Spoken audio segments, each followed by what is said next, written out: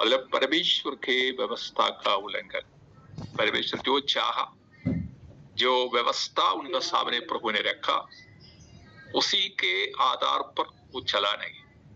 अपने मन मर्जी में, अपने हित के आधार पर वो जीवन बिताया और सोचा कि प्रभु उनके साथ है, लेकिन प्रभु साथ नहीं था।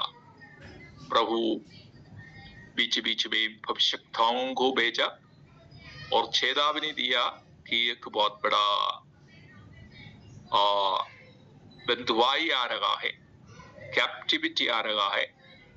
मन फिर आए और वापस प्रभु में आए, मूसा के व्यवस्था के आधार पर चले, जो परमेश्वर ने दिया गया आज्ञाओं को माने, तो प्रभु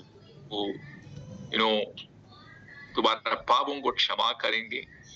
ऐसा काफी चेतावनी, काफी भविष्यवक्ताओं के द्वारा प्रभु ने दिया, लेकिन लोग इस बातों के ऊपर मन नहीं लगाया, क्योंकि बीच में झूठा भविष्यवक्ता भी आया।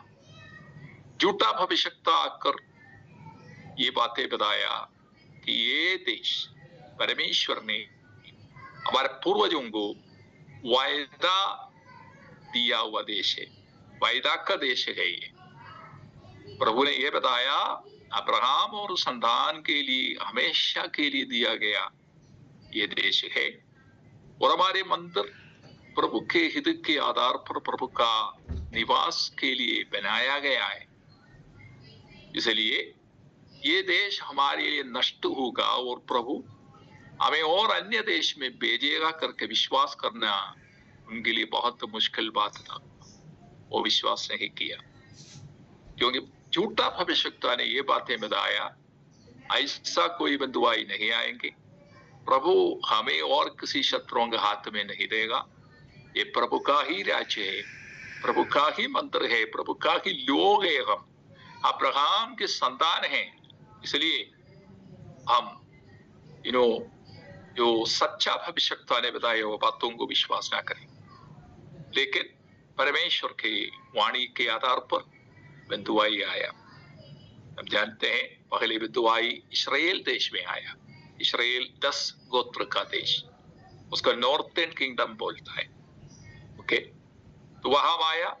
इस्राएल देश से लोगों को अन्य अन्य देश में बंदी करके लेके गया, खास करके सीरिया, निनवे और इजिप्ट, कई और देश में लेके गया। वैसा इस्राएल नष्ट हो गया, पूरी तरफ से एक राज्य की तौर से नष्ट हो गया। लोग पूरा बंदी होकर चला गया, कैप्टिविटी में चला गया। लेकिन यहूदी देश जो दूसरा देश था, मैंने बोला था इसका डिविजन के बारे में सारे पिछले क्लास में आपको समझाया। सुलेमान राजा के बाद 12 गोत्र का इस्राएल देश 2 देश में विभाजन हुआ, यहूदी देश और इस्राएल देश। यहूदी देश में यहूदा गोत्र और बेन्यामीन गोत्र, 2 गोत्र का, बाकी 10 गोत्र इस्राएल। तो ये दोनों चलते रहते थे, लेकिन इस्राएल देश का बंधुआई पहले आया। इसके बाद काफी समय यहूदी देश को प्रभु ने दिया वापस आने के लिए। वो भी अपने बड़े दीदी का समान, 2 सिस्टर्स का होता है, 2 बहन के समान आत्मीय तौर से ये दोनों देश को बताता है, कहलाता है। तो छोटी सिस्टर है यहूदा देश, ये भी प्रभु के खिलाफ पाप किया, परमेश्वर का बातों को नहीं सुना, आज्ञाओं का उल्लंघन किया। और यहूदी देश का राजधानी यरूशलेम थे, यरूशलेम में मूर्ति पूजा आराधने आया, और खास परमेश्वर का मंदिर के अंदर भी ये बहुत बड़ा अपराध उन्होंने किया। मूर्ति को लेके आकर स्थापन किया और आराधना करना शुरू किया। वैसा प्रभु यहूदी देश के ऊपर भी हमला भेजा। बाबिलोन का राजा नबूकदनेस्सर सबसे पहले 606 बीसी में आकर यहूदियों के ऊपर आक्रमण किया और काफी यंगस्टर्स को, नौजवानों को बंदी करके पकड़ा और बाबिलोन देश में लेके गया। उस लोगों के बीच में दानियेल, हसरिया, मीशाएल, असरिया, उनका दोस्त लोग, और उनको बाबिलोन में दिया गया नाम है बेलशस्सर। दानियेल को बेलशस्सर दिया, और शद्रक, मेशक, अबेदनगो, 4 नौजवानों को उस हजारों बंदियों के बीच में लेके गया। ओके, वो हमला हुआ यहूदी देश के ऊपर, खास करके जो वीआईपी लोग है, अमीर लोग है, राजा कुटुंब का लोग होते थे, राजा रॉयल फैमिलीज, सो उन लोगों के ऊपर ज्यादा से हुआ। और मंदिर लूटा, मंदिर का हर प्रकार की धन को, सोना चांदी और यरूशलेम मंदिर का जो पवित्र बर्तन, ये सब कुछ लूट कर नबूकदनेस्सर राजा बाबिलोन में इन लोगों के साथ, बंदियों के साथ लेके गया। और दानियेल और उनके दोस्त लोग बाबिलोन में 606 बीसी में पहुंचे। और इसके बाद 3 बार, इसके बाद 2 और बार हमला हुआ। ओके, 9 साल के बाद फिर 586 में एक हमला हुआ आखिरी में।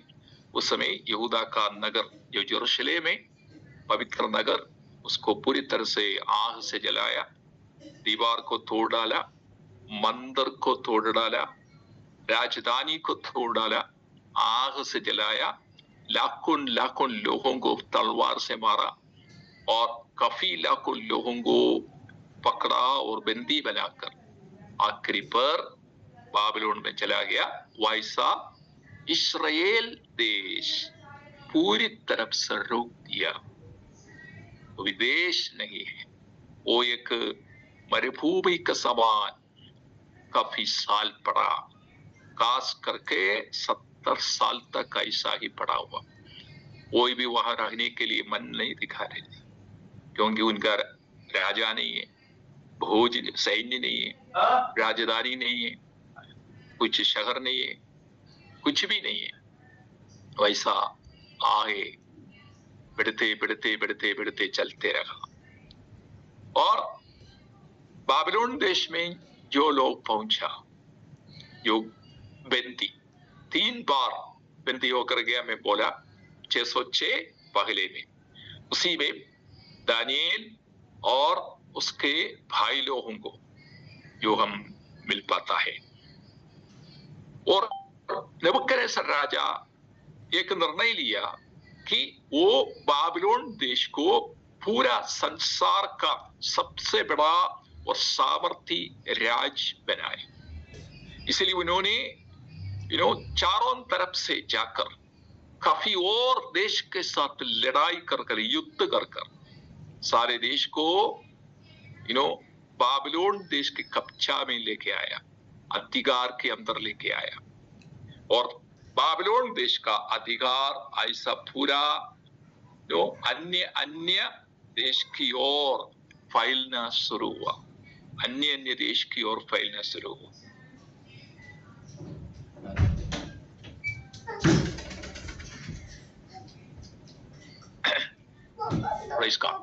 तो अन्य देश में बाबिलोन देश का सामर्थ्य और अधिकार फैलना शुरू हुआ। और वैसा बाबिलोन उस समय में पूरा संसार का सबसे बड़ा साम्राज्य बना। ओके, और काफी देश, उस समय का काफी देश बाबिलोन देश के अधिकार के अंदर आया। लेकिन ये पूरा बाबिलोन साम्राज्य के ऊपर शासन करने के लिए, अधिकार करने के लिए नबूकदनेस्सर राजा ने ये सोचा कि कुछ लोगों को चुने, अलग अलग देश से लेके आया हुआ नौजवानों के बीच से कुछ लोगों को चुनाकर उनके राजधानी में प्रदर्शन कर या ट्रेनिंग देकर हर प्रकार की बाबिलोन का विद्या में, ज्ञान में, हर प्रकार की बातों के ऊपर उनको ट्रेनिंग देकर राजा के साथ ऑफिशियल बनाकर, एडमिनिस्ट्रेटर्स बनाकर पूरा संसार के ऊपर शासन करने के लिए उन्होंने निर्णय लिया। वैसा यहूदा से लेके आया हुआ रॉयल फैमिली का, ओके, 4 नौजवानों को भी उन्होंने अन्य अन्य अन्य देश से लेके आया हुआ लोगों के साथ या नौजवानों के साथ चुना, और यरूशलेम से लेके आया हुआ ये 4 नौजवान हैं, दानिएल, शद्रक, मेशक और अबेदनगो। ओके, तो राजा का प्लान ये था कि उनको 3 साल ट्रेनिंग दे, प्रशिक्षण दे, हर बातों में ट्रेनिंग दे, और ट्रेनिंग देकर 3 साल के अंत में उसका विद्या को, उसका ज्ञान को, उनका हर प्रकार की स्किल को टेस्ट कर कर उसमें जो प्रधान, उसमें जो सबसे अच्छे तरह से प्रदर्शन करने वाले लोगों को उनके राजधानी में उनके साथ शासन करने के लिए चुना कर अपॉइंटमेंट करें, ये था राजा का उद्देश्य। तो दानिएल और उनके दोस्त लोगों को भी चुना, 3 लोग दानिएल के साथ, और पूरे यहूदा देश से 4 लोग के, बाकी लोग अन्य अन्य देश से आए हुए लोग हैं, और बाबिलोन साम्राज्य का भी काफी लोग था वहां पर। ये परमेश्वर का कृपा था, परमेश्वर के लोगों के बीच से कुछ लोग उसी में आया, दानिएल और उनके दोस्त। तो दानिएल की किताब का शुरुआत हुई है 606 बीसी से 70 साल आगे बाबिलोन साम्राज्य का शासन है, साम्राज्य की तौर से उनका शासन, और इसके बाद पर्शियन साम्राज्य का 3 साल और दानिएल शासन में बने रहा, तो 73 साल पूरा। सो दानिएल का किताब पूरी तरह से 73 मतलब 73 इयर्स का गैप है पूरी तरफ से। इस 73 इयर्स के अंदर, साल के अंदर, दानिएल पाया हुआ कुछ दर्शन और राजा लोग पाया हुआ कुछ दर्शन, और दानिएल उसका अनुवाद करने का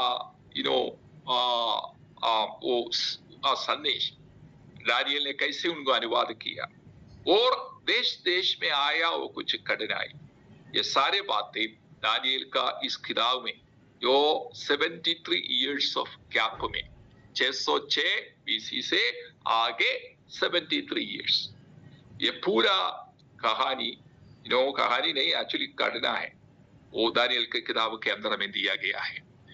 उसी में काफी बातें जब बताया गया भविष्यवाणी थे, लेकिन आज जब हम दानिएल की ये किताब 2000 हम बोल सकता है 650 साल के बाद जब पढ़ते वक्त हमें लगता नहीं, ये हमें मिलते कि ये सारी जो भविष्यवाणी दिया गया था उसी में काफी भविष्यवाणी फुलफिल हो गया, पूरा हो गया, और हिस्ट्री बना, और अभी भी दानिएल के किताब में काफी भविष्यवाणी बाकी है, वो आने वाली दिनों पर पूरा हो जाएंगे। तो जब दानिएल ये दर्शन देख रहा था, काफी बातें भविष्यवाणी थे उस समय, लेकिन इस सारे साल बीतने के बाद हमारे समय पर जब हम देखते हैं उसको हिस्ट्री के तौर से देखना पड़ता है, क्योंकि जो बीत गया बातें, जो घटना जो पूरा हुआ उस समय भविष्यवाणी दे, और लेकिन साल बीते वक्त वो सारे पूरा होते गया, और आज भी काफी और भविष्यवाणी आने वाले दिनों पर पूरा होने के लिए है। इसलिए दानिएल की किताब को खास करके 2 भाग में विभाजन किया गया है। ओके, तो हम जानता है दानिएल की किताब में अध्याय है पूरा, और इस 12 अध्याय को 2 भाग में विभाजन किया गया। पहला 6 अध्याय इतिहास की तौर से हमें पढ़ना पड़ता है, 6 अध्याय, पहला 6 अध्याय, और दूसरा 6 अध्याय भविष्यवाणी की तौर से हमें देखना पड़ता है। तो मतलब दूसरा 6 अध्याय से काफी बातें आने वाले दिनों पर पूरा होने के लिए बाकी है, इसलिए उसको भविष्यवाणी की तौर से देखना। लेकिन पहला 6 अध्याय जो दानियल के समय पर हुआ कुछ घटना, कुछ भविष्यवाणी, कुछ दर्शन, वो दानियल का समय में पूरा हो गया। कुछ तो है जरूर, वो बिल्कुल कुछ बातें थोड़ा कुछ बातें बच गया, वो भी पूरा हो जाएंगे। लेकिन वो ज्यादा से ज्यादा उस पहला 6 अध्याय इतिहास के तौर से है हमारे सामने, इसलिए उसी के आधार पर हम उसको देखेंगे। और बाकी जो 7 अध्याय से 12 अध्याय तक, क्योंकि वो दूसरा भाग है, उसको भविष्यवाणी करता है। मतलब उसी में से ज्यादा भाग आने वाली दिनों पर और इसी समय पर पूरा होते जाता है और पूरा हो जाएंगे। और इसलिए उस दूसरा भाग को हम भविष्यवाणी कहता है। सो दानियल के किताब को 2 भाग में विभाजन किया गया। पहला इतिहास, पहला भाग पहले अध्याय से 6वां अध्याय तक, और दूसरा भाग भविष्यवाणी, वो 7वां अध्याय से 12वां अध्याय तक वो भविष्यवाणी है। आने वाले दिनों पर ज्यादा से ज्यादा भाग उसी में से फुलफिल और पूरा होने के लिए है। तो ये है खास करके 2 विभाजन दानियल के किताब का। और दानियल के किताब 2 भाषा में लिखा गया है। मैंने आपको बोला 606 बीसी से लेकर आगे 73 साल का 73 इयर्स का हिस्ट्री है दानियल के किताब में, उनका समय का। मतलब काफी भविष्यवाणी उन्होंने बताया, उन्होंने देखा दर्शन, वो काफी साल के लिए है, अंत तक, अनंत काल तक भविष्यवाणी उसी में है। लेकिन ये 73 इयर्स का गैप के अंदर दानियल ने पाया हुआ दर्शन या उन्होंने अनुवाद किया हुआ राजाओं का दर्शन का बातें इसी में लिखा गया है।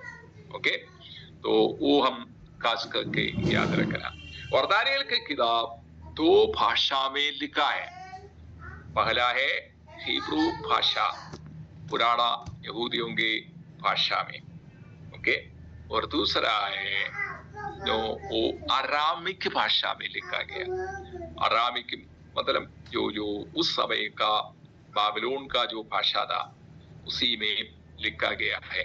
तो 2 भाषा में, 2 लैंग्वेज में दानियल की किताबें लिखा।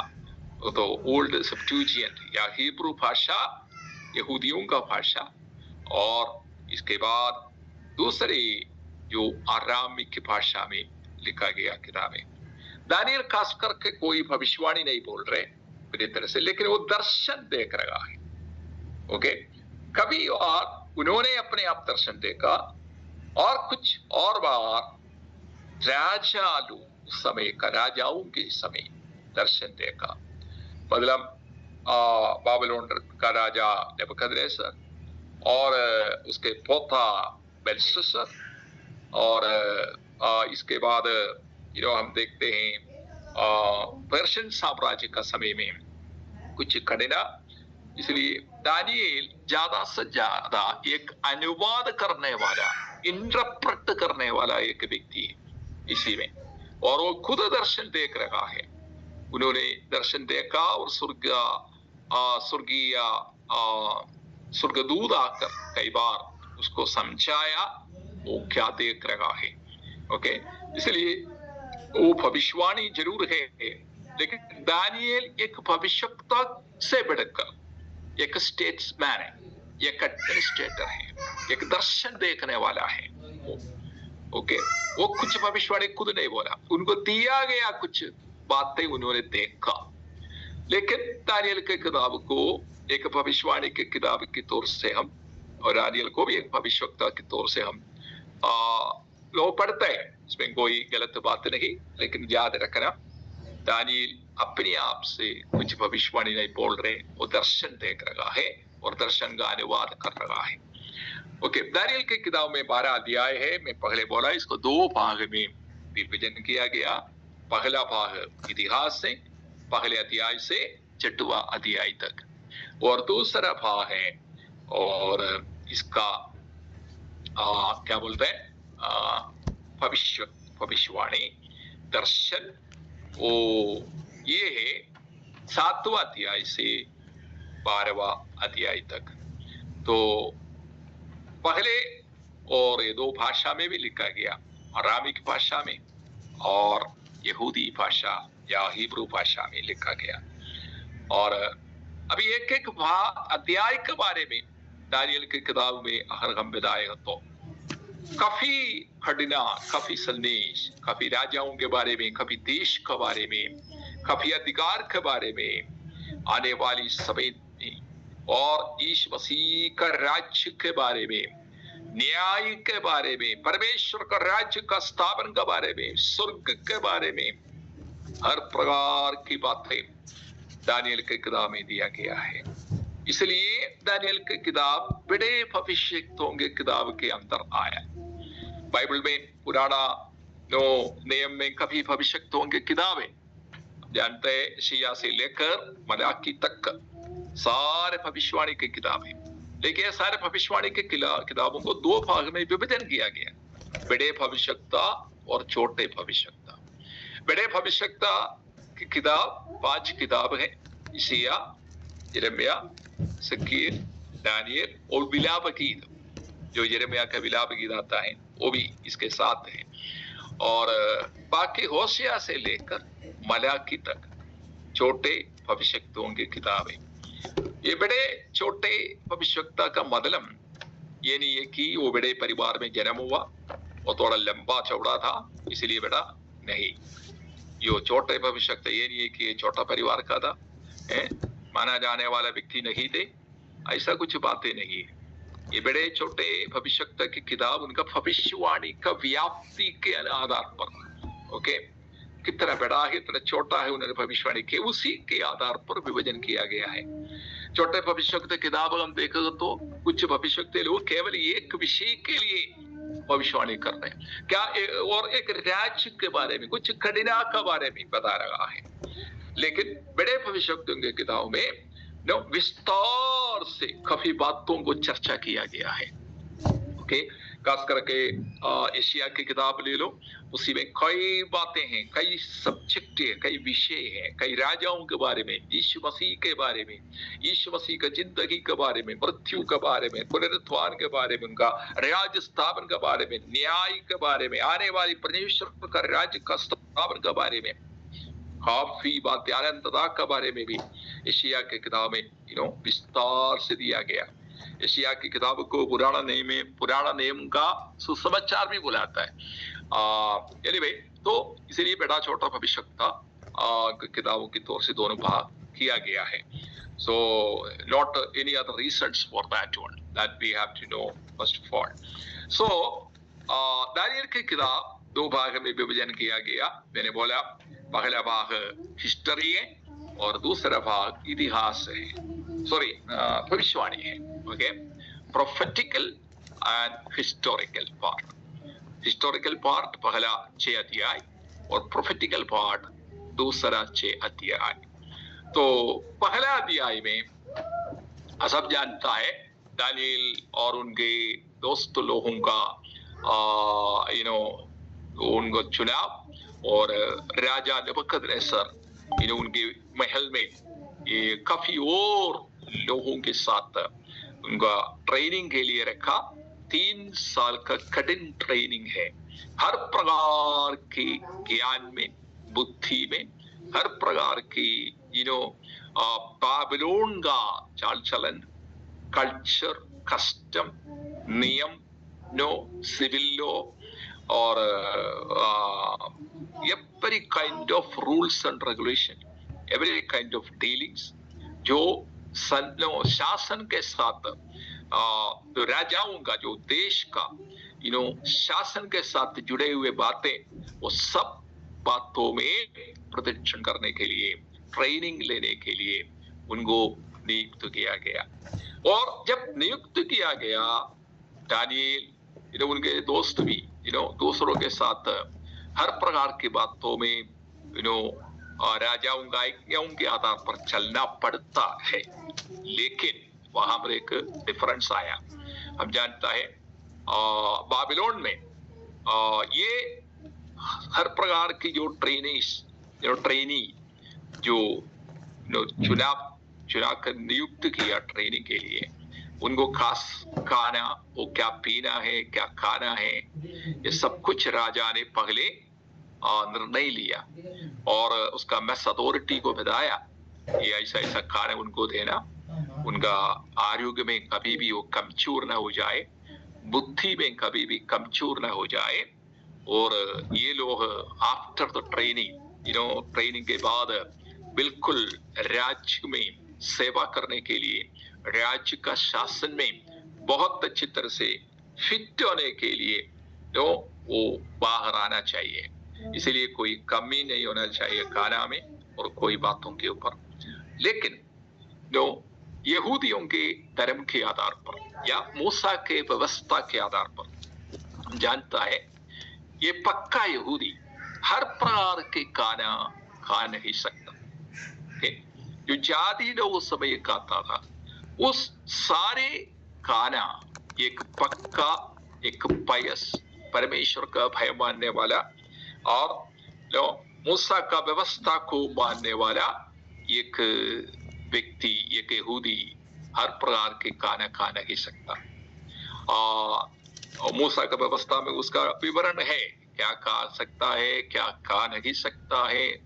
लेवी व्यवस्था में और निर्गमन के किताब में, संख्या में, गिनती के किताब, संख्या नहीं हिंदी के किताब में ये सारी बातें लिखा हुआ है। सो यहूदी लोग ऐसा था, लेकिन जाति लोगों के लिए कोई फर्क नहीं पड़ता था, वो सब प्रकार के खाना खाते थे। और अभी यहूदियों के लिए भी और जातियों के लिए भी एक ही खाना राजा ने दिया वहां पर। और दानियल को और उनके दोस्तों को ये आज्ञा मानना है, अगर नहीं मानेगा तो उसका कॉन्सिक्वेंसेस बहुत डेंजर है। तो दानियल को पता चला वो खा नहीं पाए, खा नहीं सकेगा, क्योंकि परमेश्वर का आज्ञा को उल्लंघन करना पड़ेगा। इसलिए दानियल और उनका दोस्त लोग ये सब कुछ जानते हैं। आपके बाइबल जो पढ़ने वालों को ये समझने के लिए बहुत आसानी है। और दानियल और उनका दोस्त लोग शद्रक, मेशक, अबेदनगो ये बातों को निर्णय लिया, राजा महल से देने वाला खाना से हम अपने आप को अशुद्ध नहीं करेंगे। We shall not defile ourselves with the food, royal food that is given in the royal, training area in Babylonia. They have decided. उन्होंने ऐसा निर्णय लिया कि हम कभी भी ऐसा खाना नहीं खाएंगे और हमारा परमेश्वर की व्यवस्था को उल्लंघन नहीं करेंगे। ओके, उन्होंने मेस अथॉरिटी को ये बताया हमें केवल पल्स दे दीजिए, दाल दे दीजिए, वेजिटेबल दे दीजिए, पानी दे दीजिए, हमारे लिए वो काफी है। लेकिन मेस मैनेजर ने क्या बोला, मेस अथॉरिटी ने बोला नहीं, अगर राजा के पास तुम लोग है ना ऐसा कमजोर दिखाई दिया हो तो मेरा सिर जाएगा, मेरा जीवन खत्म हो जाएंगे वहां पर, मैं उसको इसको लेखा देना पड़ता है सर बातों के ऊपर, इसलिए नहीं हो सकता। लेकिन दानियल ने विनती किया, आप देख ले 10 दिन तक हमारा शारीरिक अवस्था को, हमारा बुद्धि को आप एक बार टेस्ट करके देख लिए। अगर 10 दिन के अंदर इस 10 दिन के बाद हमारा आरोग्य कम हो गया, कमजोर हुआ और हमारा बुद्धि में कमी और हर बातों में हम पीछे पड़ा, तो हम आपका आज्ञाओं को मानूंगा। वो 10 दिन तक हमारे ऊपर दया कर। तो बाइबल कहता है मेस अथॉरिटी क्या किया, जो मैनेजर बोलता है, उन्होंने उनके ऊपर दया कर कर केवल 10 दिन के लिए उनको टेस्ट किया। बाइबल कहता है दानियल और उनके दोस्त लोग असरिया, मिसाइल, असरिया, अनन्या, मिसाइल, असरिया क्या किया, वो प्रभु का वचन के आधार पर या मूसा का व्यवस्था के आधार पर परमेश्वर ने दिया गया वो भोजन, केवल मतलब ये नहीं है कि वो लोग कोई मीट नहीं खाता, मीट खाता है, लेकिन ये अन्य जाति का एक महल में वो क्यों मना किया खाने के लिए अपने आप को, क्योंकि अन्य जातियों के महल में या राजधानी में ये मीट वहां पर आने से पहले उनके मंदिर में और उसका देव देवताओं के सामने ये बलि के तौर से समर्पण कर कर लेके आता था। ओके, और इसके कारण उनको मना करना पड़ा। ये नहीं है कि यहूदी लोग कोई मीट नहीं खाता है जरूर, लेकिन कुछ मना किया हुआ मीट है वो नहीं खा नहीं पाएगा। बाकी इनको अनुमति दिया गया मीट खाने के लिए, कोई दिक्कत नहीं है। लेकिन यहाँ पर दानियल और उनके दोस्त लोग पूरी तरह से उसको नॉन वेज को वहां मना किया। इसलिए मना किया कि कोई भी मीट जो जातियों के मंदिर में वो पूरी तरह से उसको समर्पण किया गया था, उसको वो बातों को जीवन से हटाने के लिए उन्होंने वेजिटेबल खाएंगे करके निर्णय लिया। तो ये एक बहुत गंभीर, एक सीरियस निर्णय है। आप सब जानता है, एक राजा का आज्ञा है। It is a command of the king that they have to take it, but they are going against the command of the king. राजाओं का आज्ञा के उल्लंघन सीधा ऑपोजिट चल रहा है। अगर राजा को पता चला कि जरूर वो मृत्यु का भी एक बात होता है उनका, ये गारंटी नहीं है आगे राजा उसको जीने के लिए अवसर देगा, क्योंकि इतना भयंकर एक बात है। कुछ भी हो, परमेश्वर के ऊपर आश्रय रखकर परमेश्वर का आज्ञा मानने के लिए ये 4 नौजवान यहूदी नौजवान तैयार हुआ। अपना जीवन अगर समाप्त हो जाए तो भी कोई दिक्कत नहीं, परमेश्वर का आज्ञा सबसे बड़ा बात है और उनके लिए खड़ा होना जिंदगी पर सबसे आशीष का बात होता है। तो उन्होंने क्या किया, वो निर्णय बस मैनेजर को बोला, हम अपने आप को राजा का भोजन खाकर अशुद्ध करने के लिए हम नहीं चाहता, आप केवल 10 दिन तक आप हमें टेस्ट करें। अगर हमारा बुद्धि में कमी है, हमारा आरोग्य में कमजोरी है और कई बातों में हम पीछे हैं, तो हम जरूर आपका आज्ञाओं को मानकर आगे बढ़ेगा, लेकिन हमारे ऊपर मेहमानी कर 10 दिन तक टेस्ट करके देख ले। तो जब हम एक स्टेप परमेश्वर के लिए लेते हैं, बाइबल कहते हैं प्रभु भी हमारी ओर आता है, हमारे पक्ष में। यहाँ पर that is what we see here. They have taken boldly a step before the Lord and the faith, and God has put a favorable season for them. No, उनके लिए एक अवसर प्रभु ने दे दिया है। तो विश्वास का कदम उठाना हमारे लिए बहुत जरूरी है। दानियल और उनके दोस्तों के बीच में वही बात है, लेकिन हमारे बीच में और काफी बातें हैं संसार में। प्रभु के लिए खड़े होने का समय, प्रभु के लिए we have to stand for God, in so many circumstances, कई प्रकार के अवसर पर प्रभु के लिए खड़ा होना है। जब हम प्रभु के लिए खड़ा होने के लिए हम निर्णय लेकर आगे आएगा, तो प्रभु हमारे लिए कुछ प्रबंध जरूर करेंगे। वो ये इसमें से हमें सीखने वाले बातें। Praise God. तो यहाँ पर दानियल और उनके दोस्त लोग पहले अध्याय में हम देखते हैं, उन्होंने निर्णय लिया अपने आप को अशुद्ध नहीं करेंगे, हम पवित्रताई में रहेगा, हम व्यवस्थाओं को मान कर रहेंगे, परमेश्वर का भय मान कर रहेगा, परमेश्वर का आज्ञाओं को हम उल्लंघन नहीं करेंगे। कुछ भी आ जाए, हम प्रभु का लोग है, हम प्रभु का आइडेंटिटी में हैं और उसी आइडेंटिटी में हम हमारे जीवन को यहाँ पर हम बिताएंगे। एक्सक्यूज तो बता सकता है, एक्सक्यूज क्या बता सकता है? देख लो, हम अन्य देश में हैं, राजा का आज्ञा है। वो राजा कौन है? नेबूकदनेस्सर राजा सबसे दुष्ट राजा है, संसार का सम्राट है। वो कुछ भी कर सकता है। अगर हमारा इच्छा नहीं है तो भी हमें करना पड़ता है करके एक्सक्यूज बताकर उसमें भागी हो सकता है। लेकिन उन्होंने अपना परमेश्वर को सबसे बड़ा राजा मांगा, माना, ठीक है नहीं? राजाओं का राजा और प्रभुओं का प्रभु। नेबूकदनेस्सर राजा केवल इस संसार का राजा है, लेकिन नेबूकदनेस्सर राजा से भी बढ़कर एक राजा भूमंडल के ऊपर विराजमान है। पूरा भूमंडल के ऊपर शासन करने वाला, हमेशा शासन करने वाला एक राजा है। वो ये यहूदा का, यहूदियों का, इस्राएल का परमेश्वर, यहोवा परमेश्वर। वो राजाओं को माना, वो राजाओं का आज्ञाओं को माना, इसलिए वो राजा उनके लिए मार्ग खोल कर दे दिया, एक फेवरेबल टाइम। तो मेरे प्रियो, मैं ये भी बताना चाहता है, हमारे ऊपर शासन करने वाला इस संसार का अधिकार से बढ़कर एक बहुत बड़ा अधिकार, एक सुप्रीम अथॉरिटी, एक सुप्रीम पावर, एक सुप्रीम रूल, एक शासन हमारे ऊपर है। भूमंडल का राजा उनका लोग हैं हम। जैसा पत्रोस ने बताया, देखो हम परमेश्वर की आज्ञाओं को मानना तुम्हारा आज्ञाओं से बढ़कर है, इसलिए तुम्हारा आज्ञाओं से बढ़कर हम परमेश्वर का बातों को मानता है। तो इसको जब हमारे विश्वास के बातें आए, आप प्रभु के लिए खड़े हो जाए। शायद हमारा पोजीशन नष्ट हो जाएगा, हमारा कई प्रकार की आशीषें कमी हो जाएंगे और कई प्रकार के नष्ट हमारे जीवन में सामना करना पड़ेगा, लेकिन विश्वास के लिए एक प्राइस देना पड़ता है, कीमती देना पड़ते है हमेशा। विश्वास ऐसा नहीं है। मसीह लोग इतिहास में अगर देखा तो कितने लोग अपना जीवन दे दिया, कितने लोग रिक्त साक्षी बन गया, कितने लोगों का संपत्ति छोड़ दिया।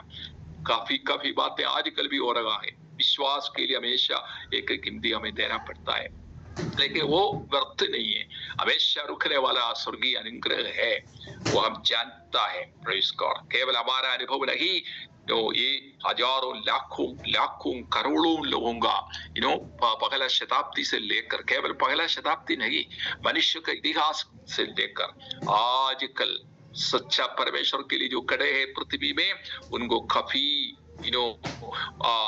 कीमती प्राइस देना पड़ता है उनके विश्वास के लिए। तो आज भी वही बात है। तो दानियल और उनका दोस्तों को भी एक प्राइस देना पड़ा। वो पूरा 3 साल के लिए पूरा नॉन वेज उन्होंने छोड़ दिया। सोच कर देख ले, कई शायद लोग होता है हफ्ते में कम से कम 1-2 बार अगर नॉन वेज नहीं मिलेगा तो उनको बहुत बड़ा दुखी बन जाते हैं। वैसे कैसे जीवन बिताएंगे, खास करके हम केरल के लोग हैं, केरल में हमेशा खाते पीते, लेकिन वो लोग बाहर जाएगा तो बहुत मुश्किल लगता है उनके लिए। परमेश्वर को धन्यवाद हो। Praise God. दानियल और उनके दोस्त लोग 3 साल ये बिना ऐसा कोई मीठ खाने में परमेश्वर का आज्ञा मानने के लिए, परमेश्वर का आज्ञाओं का उल्लंघन ना करने के लिए सच्चाई में, पवित्रताई में विश्वास के योग्य बनकर प्रभु के लिए खड़ा हो गया। वो ये विश्वास। Praise God. सुखजनों, केवल कलीसिया का समय में नहीं, पुराना नियम में भी परमेश्वर के ऊपर विश्वास कर कर, परमेश्वर के ऊपर आश्रय कर कर, परमेश्वर को प्रेम कर कर, उनकी आज्ञाओं को ऐसा दृढ़ता से पकड़ कर चलने वाला काफी लोग थे। इसका काफी लोग थे। प्रियो, हमारे समय पर प्रभु हमें बुलाया, हम भी विश्वास का एक प्राइस, एक कीमती दे रहा है। इसका वो ये विश्वास। और यहाँ पर हम जानता है, जब दानियल और उनके दोस्त लोग प्रभु के लिए जब खड़ा, प्रभु उनका बुद्धि को बढ़ाया, प्रभु उनका हर प्रकार की एबिलिटी को, उनका सामर्थ्य को बढ़ाया। हम जानता है बाकी लोगों से 10 गुना ज्यादा बुद्धि। सोच कर देख एक बार, 10 गुना ज्यादा ज्ञान हर प्रकार की बात में प्रभु उनको दे दिया। बाइबल में कहते हैं, अगर किसी के पास बुद्धि कम है तो दान में देने वाला परमेश्वर से मांगे। याकूब के किताब में इसका गॉड देता है, परमेश्वर देता है बुद्धि। हमें परमेश्वर से मांगे, प्रभु देगा। हमने काफी लोगों को देखा, काफी लोगों को मेरा पर्सनल लाइफ, व्यक्तिगत जीवन में देखा। जो मैं बाइबल स्कूल में काफी साल पढ़ाया है, अभी भी यहाँ पर पढ़ाता है, हजारों लोगों को मैं पढ़ाया। कुछ ऐसा स्टूडेंट्स जब आते हैं बाइबल स्कूल में, बिल्कुल उनका लिखना भी नहीं आता, पढ़ना भी नहीं आता इंग्लिश में। वो दिन रात प्रभु के सदैव पर बैठकर वैसा प्रार्थना किया और मनन किया। प्रभु ने उनका बुद्धि को खोला। ऐसे लोग मैंने देखा PhD तक चला है, PhD तक। इसका जो ये दूसरे क्लास में, तीसरे क्लास में फेल होकर आए लोग, काफी ऐसे लोग थे। हमारे जो ग्रेट इंडिया मिशन है उसी में एक आंटी है, और ये बरेली में वो आंटी ने वो एक मंदिर में डांस करने वाली एक औरत थी, जो दुष्ट आत्मा के सामर्थ्य वो लगातार करते रहता था वहां पर। लेकिन उनको एक एक्सीडेंट हुआ, सब लोग उनको छोड़ दिया था, मंदिर पर छोड़ दिया था। मंदिर पर ऐसा डांस करने वाले जो वो दुष्ट आत्मा पकड़ कर डांस करते हैं, ऐसे लोग उनके ऊपर मनोरंजन करता था पैसा मंदिर पर। ऐसे एक आंटी वो एक्सीडेंट होकर कोई हॉस्पिटल में पड़ा, सब लोग उनको छोड़ दिया। एक सिस्टर उनको सुसमाचार बताया, लेकिन कुछ पता नहीं था। एक रात में हड्डी वगैरह टूट गया था। एक रात में प्रभु वहां पर उतर कर उनको चंगाई किया। अगला दिन उधर से चलकर सबको आश्चर्य हो गया। एक कलीसिया में वो सिस्टर ने बता कर दिया, एक कलीसिया उधर जाओ, उधर गया। वो उनको पढ़ना लिखना नहीं आता था, बिल्कुल नहीं आता था, लेकिन वो प्रभु से प्रार्थना, प्रभु जी मुझे आपका वचन पढ़ना है, मुझे ध्यान दे, मुझे आंखों को खोले। ऐसा प्रभु ने उनको बताया, तुम बाइबल खोलो और तुम देख लो उसमें क्या लिखा और पढ़ना शुरू करो। और बिना कोई स्कूल में स्कूल जाते हुए वो परमेश्वर का वचन पढ़ना शुरू किया। अच्छी तरह से पढ़ता है आजकल। प्रभु ऐसा कितने लोगों के ऊपर अपना ज्ञान और बुद्धि दिया। दानिएल और उनके दोस्तों के बीच में भी वही बुद्धि और ज्ञान प्रभु ने दिया। वही ये पहले अध्याय का बात। तो मेरे प्रियो, पहले अध्याय में परमेश्वर दानिएल उनके दोस्तों के जीवन में किया हुआ कुछ अद्भुत बात, जब प्रभु के लिए वो खड़े थे, प्रभु का वचन के लिए खड़े थे, प्रभु का व्यवस्था के लिए जब खड़े थे, उनका जीवन को भी बलिदान करते हुए वो जब खड़े थे, प्रभु उनको दूसरों के सामने क्या किया? आदर किया। बाइबल में ऐसा लिखा है, मुझे आदर करो और मैं तुझको भी आदर करूंगा। परमेश्वर को आदर करने वालों को परमेश्वर क्या करेगा? आदर, दूसरों के सामने आदर करेंगे। वो प्रभु का वायदा है और दानिएल का और दोस्तों के जीवन में वो हम देखते हैं। और खास करके दानिएल को प्रभु ने दर्शन का वरदान और दर्शन को अनुवाद करने का वरदान भी दे दिया। 2 वरदान उनको एक्स्ट्रा प्रभु ने दिया। दर्शन देखने का एक वरदान और कोई लोग दर्शन देखेगा तो उसी को अनुवाद करने का वरदान भी दानिएल को प्रभु ने दिया है। तो 3 साल के ट्रेनिंग के बाद बहुत अच्छा लोग होकर, ज्ञानी लोग होकर, सामर्थ्य लोग होकर, हर प्रकार की बातों पर शासन करने के लिए फिट लोग होकर वो बाहर आया परमेश्वर के कृपा के कारण। प्रभु आज भी जिंदा है, वो प्रभु आज भी काम करते हैं। जो लोग उनके लिए खड़े होते हैं उनके साथ है प्रभु, उनके लिए है प्रभु, और आज भी वो काम करते रहता है। इसलिए वो प्रभु के ऊपर आश्रय रखें। केवल वचन पढ़ने के लिए नहीं, ये वचन मानना है, विश्वास करना है, हमारे जीवन में भी लागू करे, क्योंकि हम भी परमेश्वर के लिए सामर्थी लोग बन जाए इसी दिनों में। प्रभु आपको सहायता करे। Thank you very much pastor साहब, thank you very much. God bless you. Praise God. Praise the Lord, praise the Lord. Thank you David sir, बहुत बहुत धन्यवाद। परमेश्वर को धन्यवाद देता हूँ। आज हमारा एक एग्जाम था, इसलिए मैं थोड़ा व्यस्त हो गया, अदरवाइज मैं पूरा प्रिपेयर था प्रकाशित वाक्य लेने के लिए। सो आने वाले दिनों में कुछ दिन और मेरे एग्जाम्स हैं, वो बीच बीच में होंगे। सो मैंने डेविड सर से रिक्वेस्ट किया कि मैं उन दिनों में आप आकर हमें अगुवाई दें, तो उन्होंने बड़ी खुशी के साथ इस बात को माना। सो आप सबको बहुत बहुत धन्यवाद। आप परमेश्वर से बहुत प्रेम करते हैं, ये इस बात का प्रतीक है कि आप हर रोज 9 बजे से 10 बजे